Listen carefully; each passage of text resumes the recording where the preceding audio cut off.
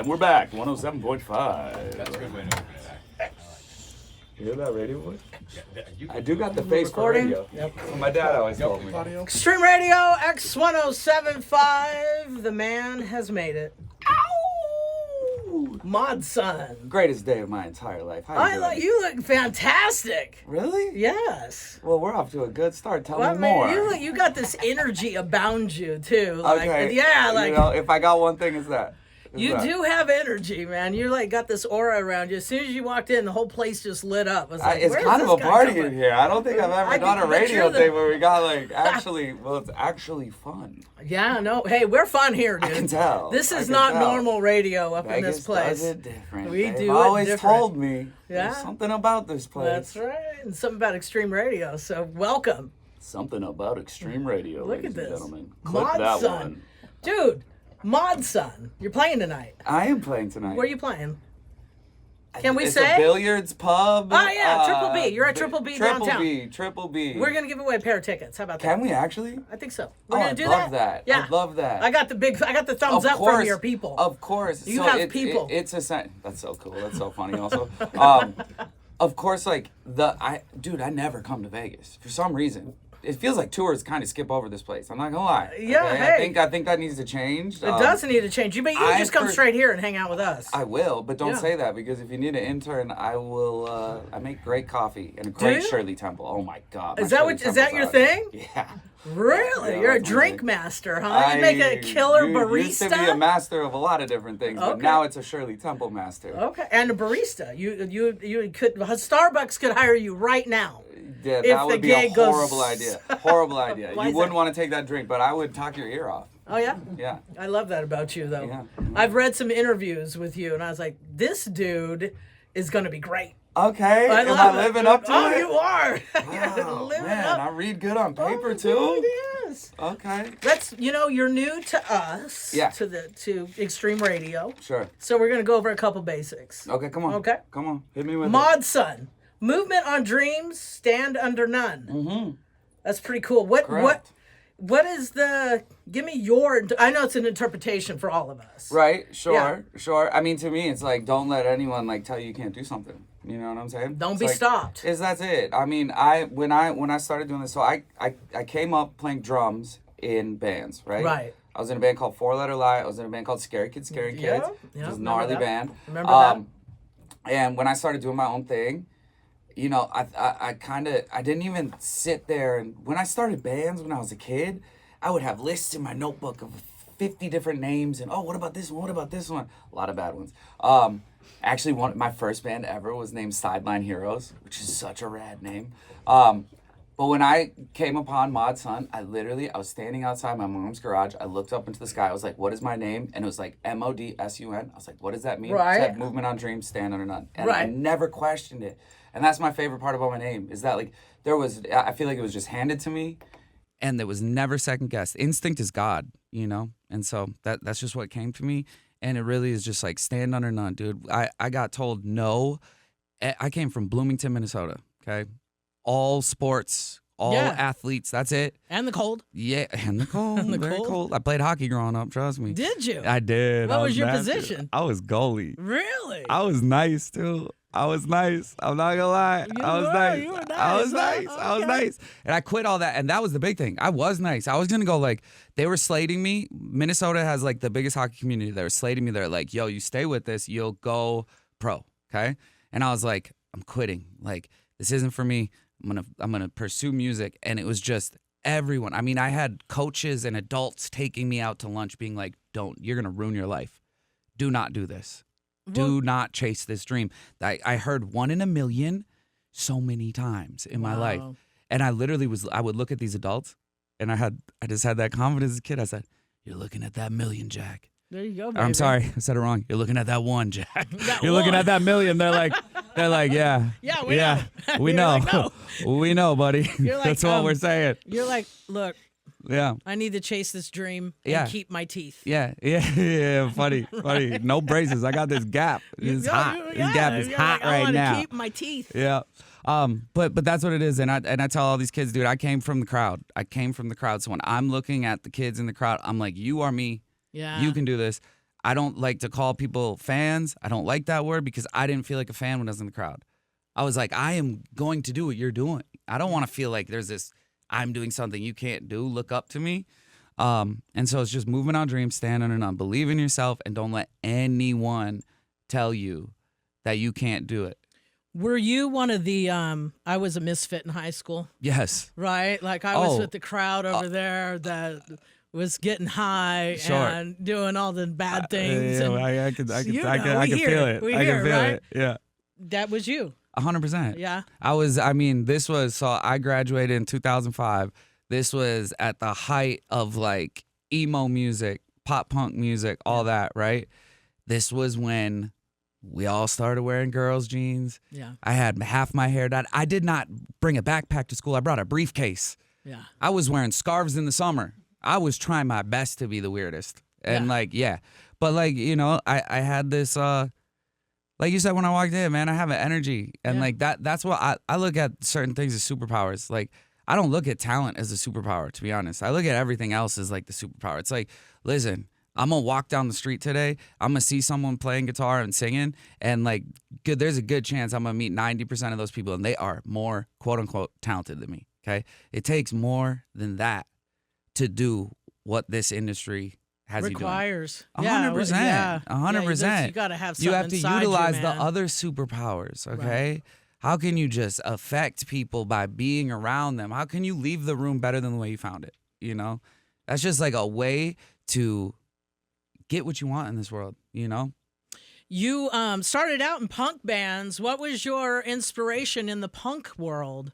Well, Travis Barker changed my life. Actually, okay, so first what changed my life is Zach Hansen. Okay. When Hansen came out, my sister was 3 years older than me. The perfect, she's a senior when I'm a freshman. Right. I got hazed. All that was real. They let it all happen back in the day, people. Dude, she would have all her friends over. We'd be fighting over the remote, and I'd be watching hockey or ESPN. She'd be, give me the remote. And she'd flip it to Hanson. And it's her and all her cool friends. My sister was straight A, captain of the cheerleader team. I'm failing school and look completely different than everyone, right? Sure. And I'm like, you guys are obsessed with these band kids. And I'm looking at the TV and I'm watching adults play the thing that I wanted to chase, right? Sports. It's all adults, okay? Right. And then I'm watching them watch. This drummer was 13 years old playing into an arena. And I was like, I think I see myself in them more than I'm seeing myself in these adults adults on the ice. And I was like, Mom, get me a drum set for Christmas. And, Well- you know, and I mean, look, like my family, we came from a good struggle. I was raised by my mom and my sister. And my mom would do anything to support my dreams. She figured out how to get me a drum set. I got it. I couldn't figure it out. I got frustrated, kind of sat there. A few years went by, Travis Barker. That's it. That's all I needed to see. I saw this dude. I was like, this guy is the coolest looking dude I ever seen. The way he's playing drums, what is going on? This energy. I can feel it through the screen. And the beautiful thing about drums is you can watch what they're doing. You can see what they're hitting from anywhere in the building, right? Mm-hmm. You're trying to learn guitar by watching someone.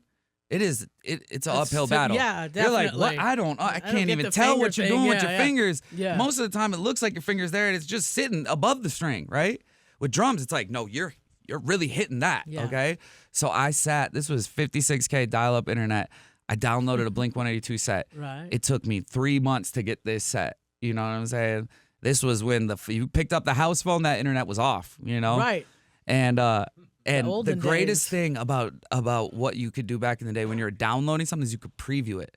So I downloaded a set and I would have 5%, 10%, and I would sit there and I'd study that 10% over and over and over. Watch it. And I taught myself how to play drums by watching Travis Barker. And then immediately the delusional confidence that you need in life, no matter what you do, have delusional confidence. Believe in yourself fully. I'm like, I can play one song, time to start a band. You know, started a band. And you did. And I did. And here you are. And here I am. You're when you became Mod's son, when Yeah. you decided I'm going on my own and doing my Sure, thing, yeah. and you did your album God Save the Teen. Mm-hmm. Of course, I immediately go Sex Pistols. Yes. Thank you. Yeah, obviously, right? I mean, It's obvious to yeah, us, yes. A That- lot of people are like, have no idea the reference.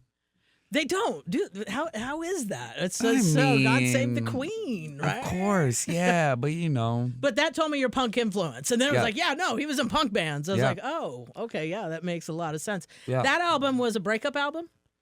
God Save the Teen. Yeah. Ugh. It turned into one. Yeah. Did it? Yeah. It wasn't while I was right. It was more of a love album when I was making it. Yeah.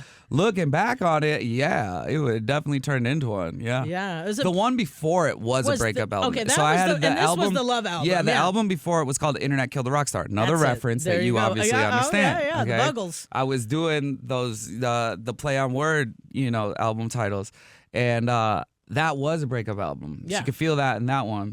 And then God Save the Teen was more of like a love album. Yeah. Yeah.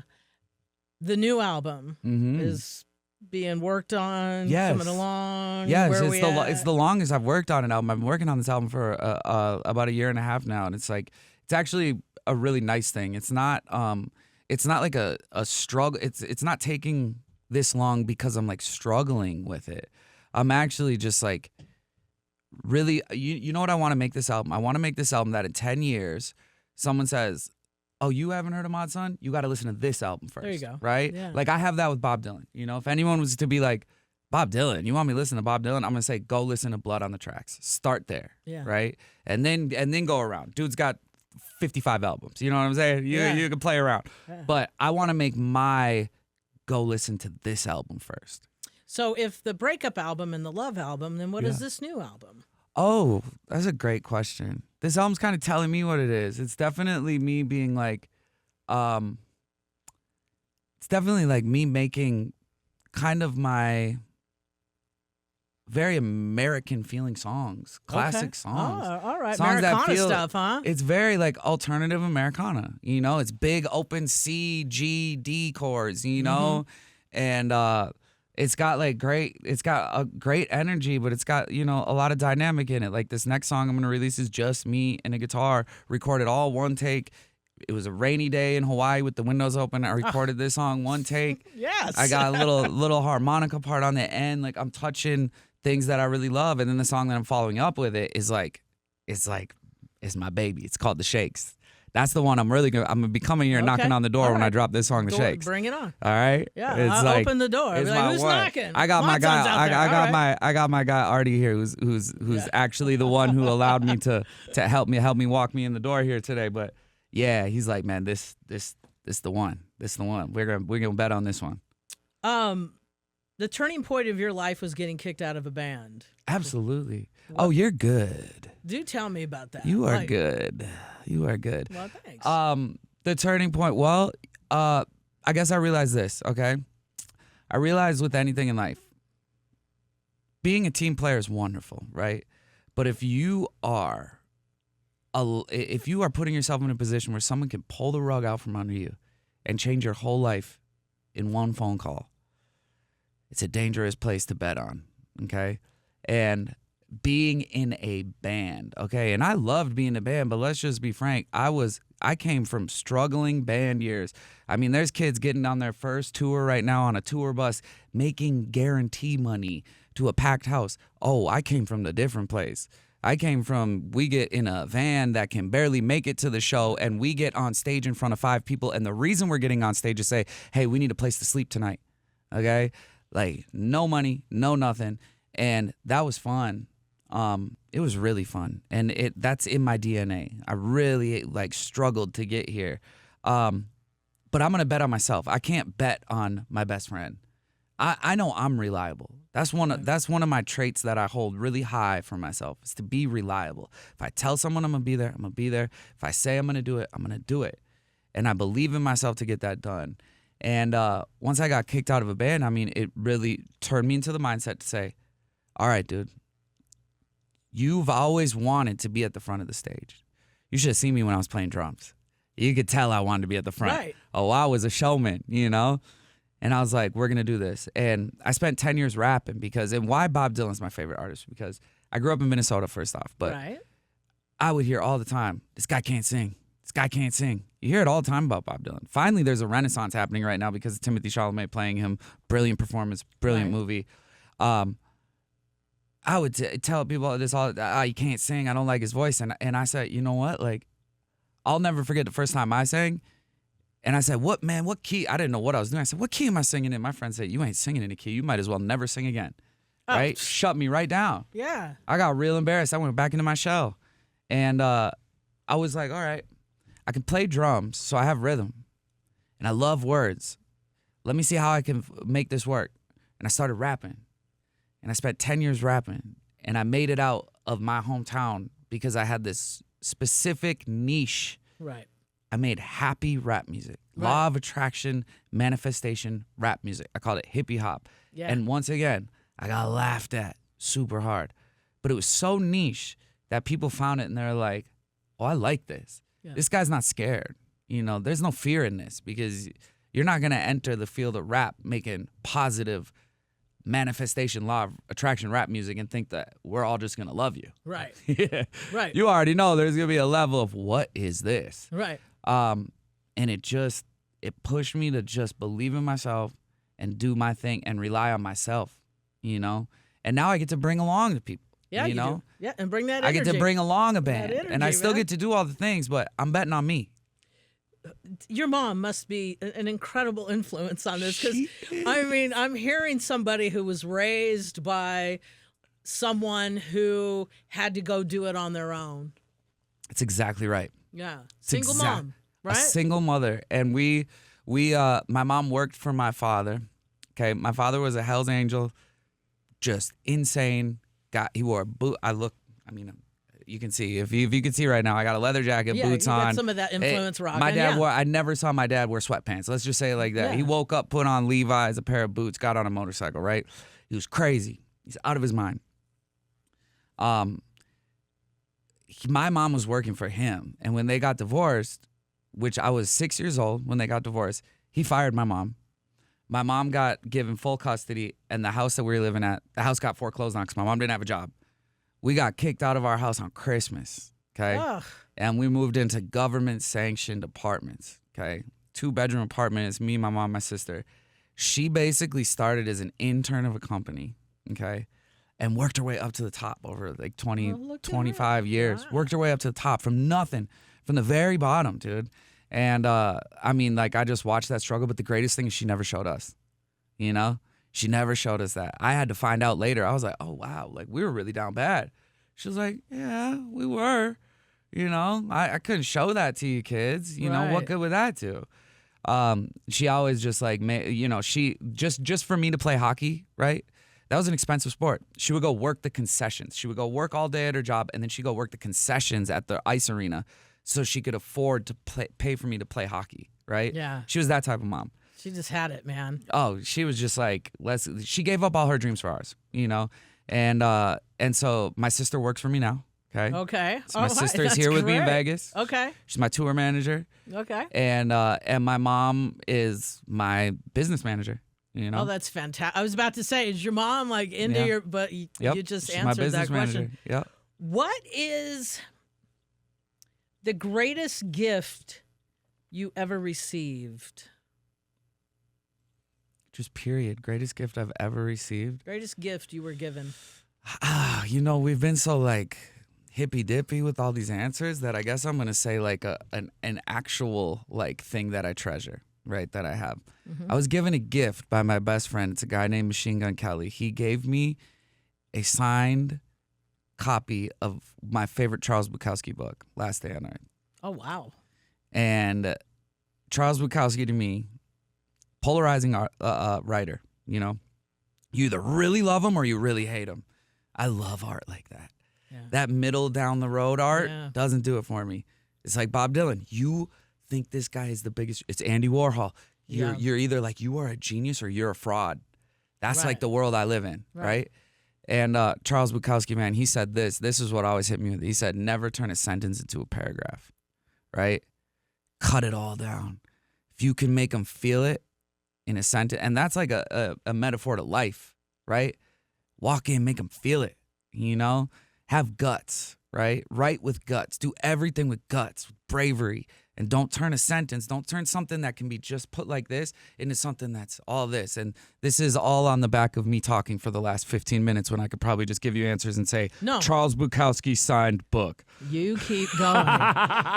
Moral to the story, you keep being you, man. You keep being you, no doubt. What's the greatest gift you've given yourself? Oh.